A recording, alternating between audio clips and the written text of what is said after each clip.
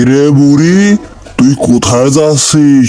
এই জঙ্গলের ভিতর দিয়ে অনেকদিন মানুষের মাংস খাই না, আজকে আমি তাকে খাবো।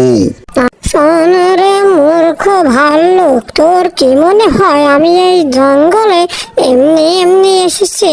আমি এসেছি তোদের সিংহ মহারাজের সাথে দেখা করতে, কারণ আমি তো তার দুটো বাচ্চাকে লালন পালন করি।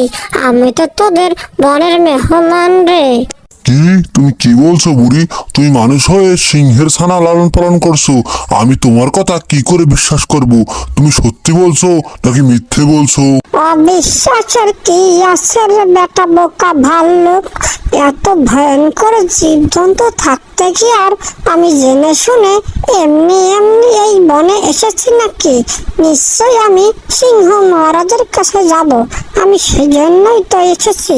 হ্যাঁ ঠিকই তো,